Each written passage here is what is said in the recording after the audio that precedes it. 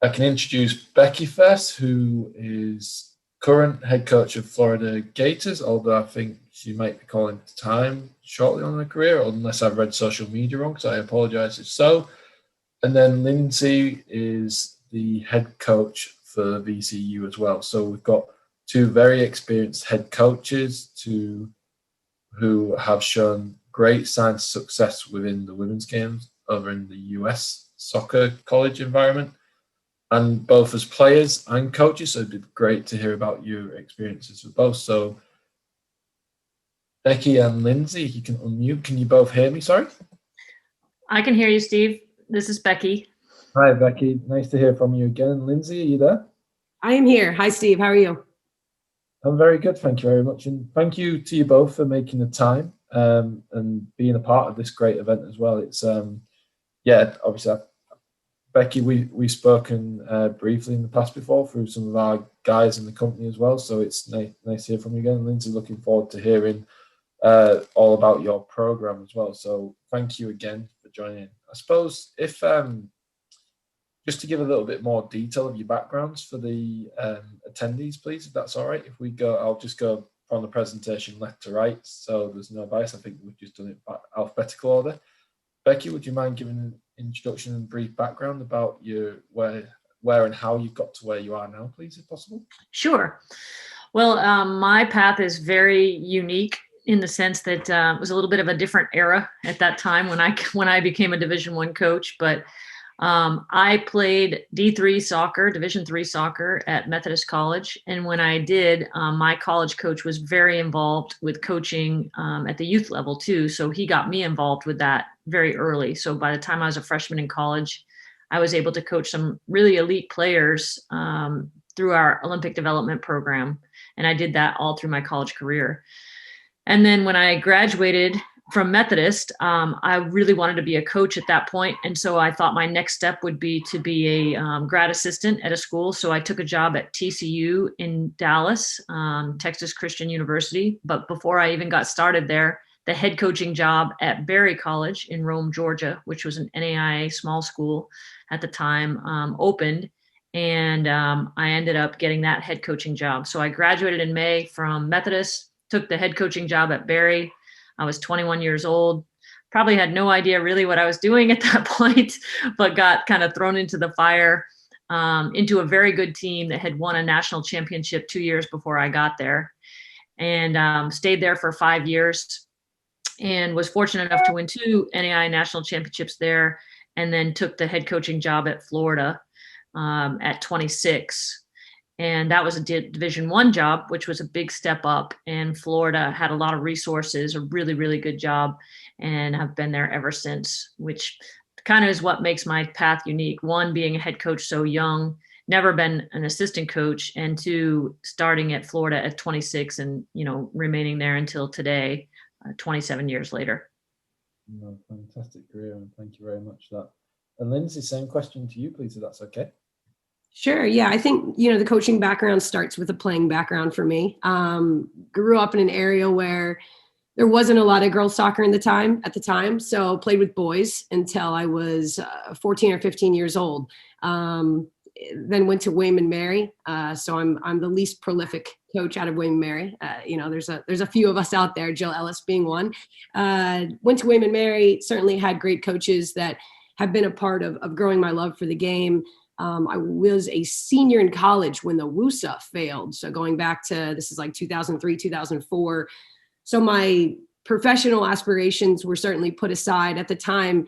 Traveling overseas to play didn't have the same appeal that it does now. So, got out of soccer for a few years, did something completely different, was an investigator, and then ended up coaching some club for the team or the local club that I grew up in. And so did that, had a tie-in with Hofstra University with Simon Ridioff. We competed in the CAA against one another at William and Mary. So he had remembered me from that time and brought me on as an assistant.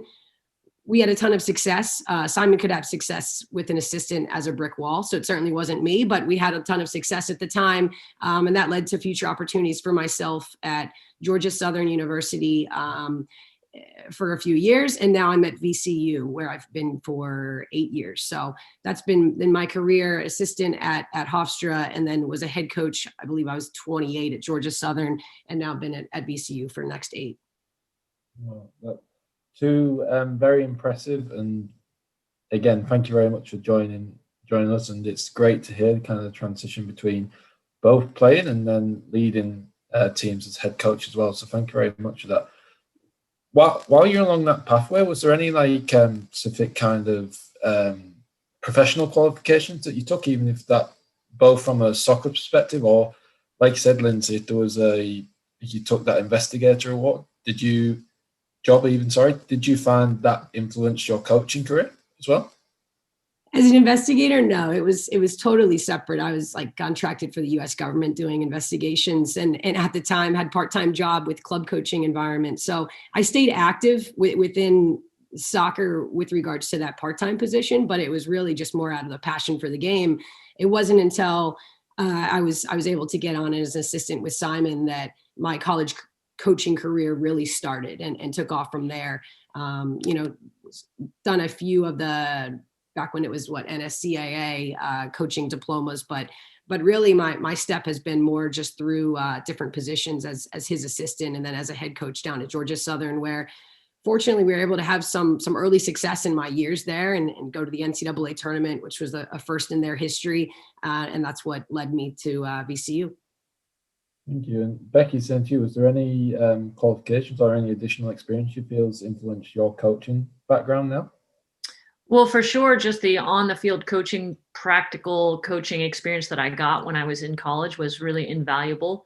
But then I think also doing the coaching licenses, it was actually pretty interesting because there was a group of us that went through the whole cycle of coaching licenses 4 in a row each year together. It was almost like a cohort. It wasn't intentional. It just ended up that way. But that was really valuable as well. And at that time, there were very few women going through the coaching schools, and our small group had 4, which was an anomaly at the time. So it was pretty cool to go through the coaching schools at that time. Yeah, I can imagine you've all gone to have a lot of success being within that unique group of 4 of you as well. Yeah, that was really fun. I mean, it was the 4 women, and then there was probably another group of about 10 or 12 guys that were all in our group going through all 4 years. And I think what was neat about that group was we really had an opportunity to follow one another's careers, both on the men's side and on the women's side, because we were so close going through those coaching schools together. And that's been a really fun part of the journey, is being able to stay in touch with people that you went to coaching school with. That's fantastic. Those connections last a lifetime in essence, don't they? It's always great to see those text messages or phone calls from old friends and just chew the fat, so to speak, is an English phrase we use a lot over here. For sure. So I think probably the next question is quite a broad one. So we might try and split into 2. First of all, as you've both been part of those successful college soccer programs, it'd be great, and I'll start off with Lindsey this time, just to hear what you feel actually makes a successful college soccer program, and then we'll probably go into actually what makes a successful college coach as well, if that's okay. So Lindsey, if you want to go ahead first, please. Sure. Yeah, I think that is a broad question, right? And there's different avenues to pursue it.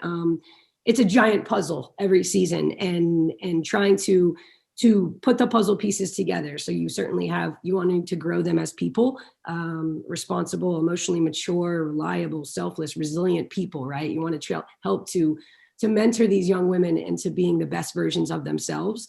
You want to encourage their academic pursuits, help them find what they're passionate about, what they feel like is going to make a difference in the world long-term after their soccer career is done. Develop the player individually speaking. How can I help make her stronger, make her fitter, maybe she's needs to talk about taking her first touch away from pressure. Her range of passing needs to improve. Her finishing needs to improve. So working on that individual player characteristics, and then the collective growth and the results, kind of what we think about in broad terms when we talk about success and quantifying those with results on the field. So the collective growth within the team, you've got 30-ish unique personalities, right? And trying to make sure that you understand their learning styles. And that equates to hundreds of relationships within the team. So how can you best come up with the team chemistry year in and year out? And that's an interesting piece, because every single year the team is different. You may only graduate 5 kids and bring on 5 kids, but it's quite remarkable how the team evolves year to year. You know, you've got kids that were freshmen and maybe weren't feeling like they were truly themselves, and now they're sophomores, or you know, the seniors have left, and that leaves a big hole for the juniors to step into. So it's quite interesting how the team chemistry can evolve every year with just even a small change of personnel. You know, and then you've got of trying to come up with the results on the field, and certainly that's a big part of our job, right? Is the success of finding those results. So I think putting those pieces together of the person, the academic pursuits, developing the individual players, and then the collective unit, both from the side of the chemistry and the culture of the team, and then also putting the results onto the field and making sure that you're peaking at the right time and you can be the best version of yourselves as a team at the best possible moment. Well, thank you, Lindsey. And Becky, same to you, if that's okay.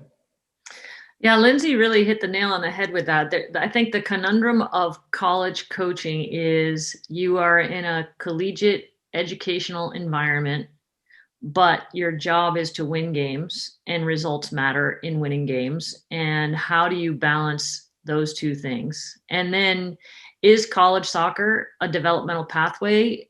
Is it a results only pathway? And, you know, when you look at the way that coaches are hired and fired, it sort of tends to lend itself to a results culture. But when you look at the overall, you know, holistic environment of being in a university, that's when, you know, there is that contradiction of, are we a developmental platform in all ways, all the ways that Lindsey just described, you know, academically, athletically, holistically. And I think that is the crux of the question for college athletics. So when you ask about how do you define success, you know, I think you have to decide which path are you on? Are you on the results path, or are you on the developmental path? And if maybe you can combine those two together, you're probably in the best possible spot. No, that's great to hear. And I suppose that leads on then, and this is again one of the questions that's coming from the attendees as well, is actually, and I'll extend it a little bit, is actually as part of that within your coaching programs, when you tried to look in advance over the years, how's your actual coaching structure changed? So with the influence of sports science, strength and conditioning, how's going from maybe one assistant all the way through to the teams that you have now at your disposal? How do you feel it's changed, and has that impacted performance stroke success that you've been seeing yourself as well? And we'll go with Becky to start off with that question, please. I think that's a really good question, because I definitely think, especially at the D1 level, it's an evolved job, where it used to be where if you were a Division I college coach, you were doing a lot of coaching. And I think now, as a D1 college coach, you're doing less coaching because you're a little bit more CEO. You have a lot more responsibility for the people to manage underneath you. You have media obligations, you have community and collegiate obligations that assistant coaches don't have.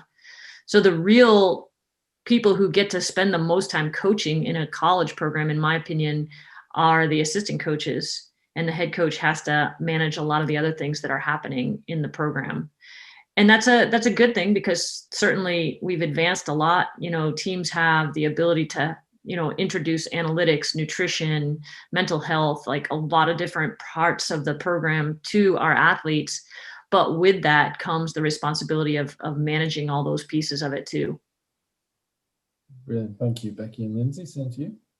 Yeah, I would agree. You know, I still do a great deal of the coaching at VCU, but having the sports science staff, sport performance staff with us, you know, that's been so super helpful. They're out at training every single day. They lead the team through the warm up and the cool down and any type of conditioning that we may do, which, you know, 10, 15 years ago, that was on us as soccer coaches as well, to not so much the lifting component, but certainly the conditioning and the warm up and the cool down. So I think that piece has certainly changed just over the last 10 or 15 years from my perspective, which is nice, because that's not my level of expertise necessarily, understanding the best way to physically prepare bodies, for soccer. So I think that is a nice advancement that we've been able to put into play. But do you feel like that advancement in kind of the conditioning element has also helped influence both your thoughts on where the technical game's gone as well, in regards to our players technically getting better? Are they physically getting better now that you've seen a transition throughout your careers? I definitely feel. Yeah, go ahead, Lindsey. Sorry. I definitely believe that we are more athletic than we've ever been. That would be my short answer. There must be a lot of at play that they're able to have the success they've had athletically speaking. They're stronger, they're fitter, they're faster than they were 10, 15 years ago. So, credit to the sports science and sport performance guys that have been able to get with our teams, because it's been very helpful to our players. And to you, Becky, sorry. I agree with Lindsey. I think that we are way far advanced beyond what we were 20 years ago in terms of technical, tactical, physical development of our players. It's a different game. But I think that with all of that, again, comes like the idea that collegiate soccer is a really good developmental platform, because if you think about it, like the last World Cup for the US, I think all but 2 players on that roster had come through the collegiate system.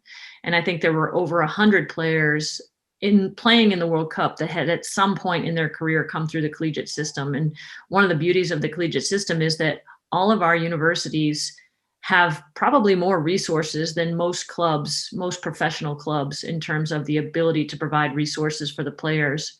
And that's something that's probably only going to continue to increase, which is pretty exciting for college as a developmental platform for the next level. No, that's brilliant. Thank you. And I suppose I'll lead with Becky this time. Apologies, I didn't say who was leading. So going back to you, Becky, and again, you mentioned a lot about players, both of you being as part of that, and I suppose it's a nice transition to speak about making it to that international level. It's like, for a successful college player or a successful player within the programs that you've coached, what's kind of the key characteristics that you've observed with them? Well, I think if you take away talent, because obviously the base of talent is the main key characteristic of players who have gone on to the next level. But I think if you take that away, I feel like there's a lot of mental strength and resilience necessary to play at the next level. One, because, playing in, Lindsey mentioned the WUSA and now the NWSL. That's a growing league, and certainly it's grown by leaps and bounds even in the short time that it's been in existence. But in order to play at a professional level in the US, that took some grit, because it was very difficult to support yourself financially on just that salary until, more recently.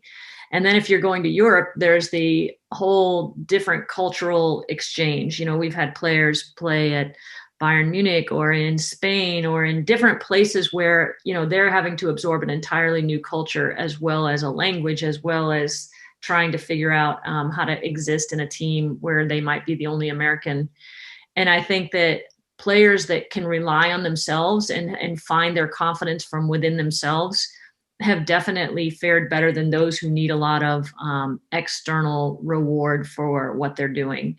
There's the self-discipline, the ability to manage your own schedule, to make sure that you are doing what you need to do without someone telling you every step of the way. Because I think that is a huge transition from college, where you have all these guardrails that are helping you succeed, to professional, where you're basically having to create that system for yourself. If you can't do that, the chances of you being successful at the next level really decrease. No, thank you, Becky. And that's brilliant. And Lindsey, same to you about any players who've been successful in your programs.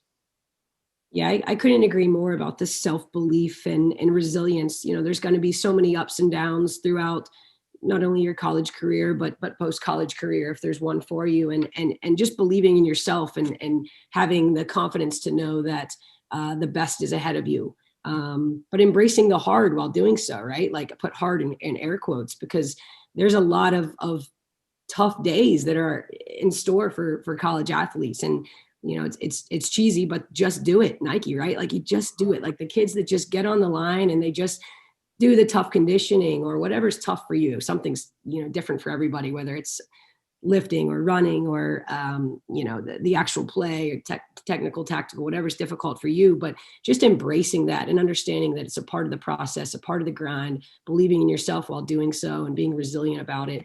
And then the third factor I just saying is those that love to compete, right? Like those that they just want to win. They hate to lose. They love the grind of it, and they keep score in everything they do. They just love to compete, and I think that's a major word that we use in our program is just compete.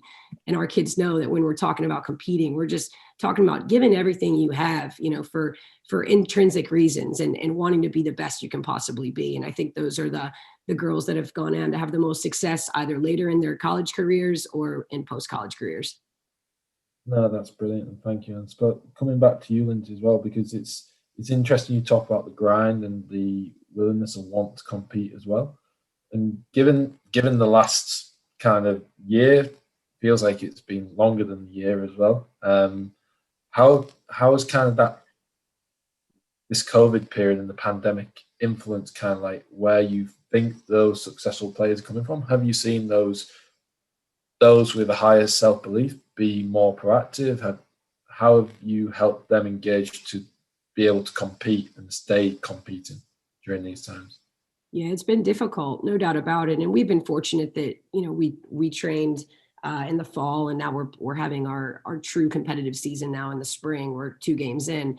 But those kids are the ones that are out there finding a way. They don't need a gym to go to. They can work out in just some type of green space or a street outside. And, they just find a way to get in the workouts because they want to be better and they see the end goal in sight. They know that there will be soccer again, right? At the end of this tunnel we've been in, there will be soccer again, and they want to be as prepared as possible. And that's a tough thing to do as a 18, 21-year-old kid is see the end goal when the current moment is tough and there's not soccer and there's not a lot of, relationships because you're in a lockdown period. So, we've done our best at VCU with trying to keep the kids occupied with Zoom sessions, and whether we're talking about culture or we're going over film or individual film, team film, et cetera, but just trying to keep them locked in and understanding that there will be better days. We will be back on that field together.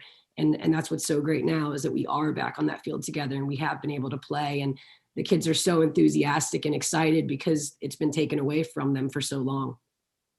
Well, thank you, Lindsey. And same to you, Becky, please.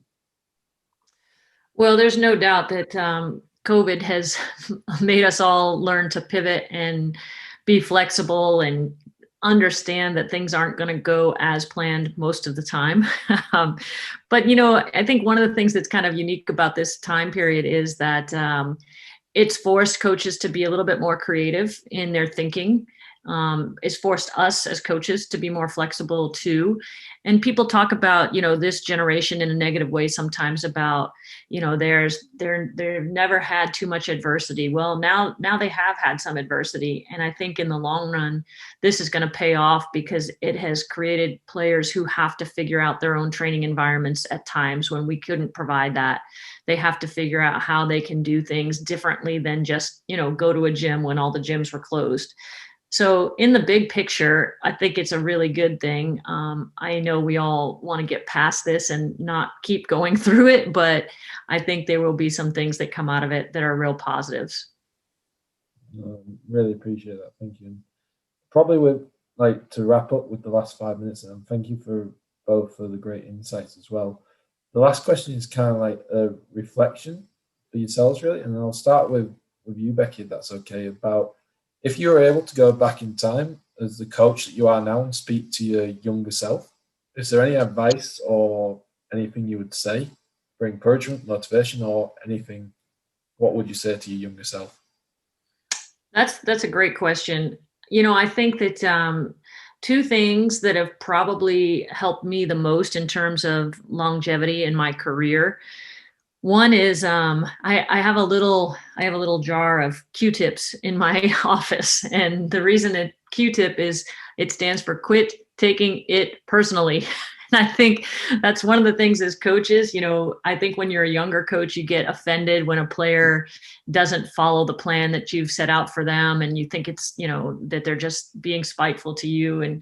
And honestly, most players are never thinking about you when they're doing the actions that they're doing. And I think if you don't take it personally, but you find out the behavior behind the motivation behind the behavior, then it helps you have a little bit more mental stability yourself because you're not internalizing it. And then the second one for me kind of goes along with it. I think I stole this from an American football coach, Urban Meyer, who was a football coach at Florida for a little while. And he had this saying called "get curious, not furious."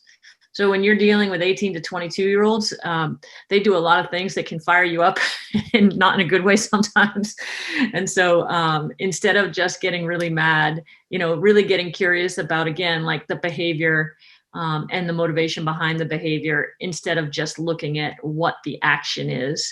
And I think a lot of times, the assumptions that we make are wrong, and it really helps to find out those answers. And I think as a younger coach, it's harder to go there because, again, you're kind of thinking it's revolving around you a little bit. And I think when you get a little bit more perspective, you realize that very little of it is about you. And if you can find out what motivates your players and how to best reach them and how it is not personal, then you're going to have a lot more happiness in your career, which probably means a lot longer career. Yeah, brilliant. Thank you, Becky and Lindsey. Same to you. Yeah, that's good, Becky. I'm smiling over here because that's so accurate. So appreciate that insight. I would say for me, just the turtle wins the race. It's the daily, repetitive, productive actions, words, beliefs that build our programs day by day by day. And it's not to say that growth and change can't happen quickly, because it can, but it's the sustained growth that we're all looking for is those consistent, repetitive actions that we put in every single day, the routine of it. I think the grind of it, right? Every single day, and staying committed to the process, even on the days where it's tougher to do so. Right. No, that's brilliant. Thank you, Lindsey. And Becky and Lindsey, thank you both again for your time. There are a few questions. I'm conscious of time, and we've taken up enough of your time, so I'm really appreciative of that. For those that have asked questions on the forum who are unable to get their answers now, what we'll do is we'll fire the questions over to Becky and Lindsey and try and get like a response over email as well. So as long as you're not an anonymous attendee, so we know who to email or contact, we'll get in touch with you as well. So, but again, Becky, Lindsey, thank you very much for your time. No problem. Thank you. Thanks, Steve. No, thank you again.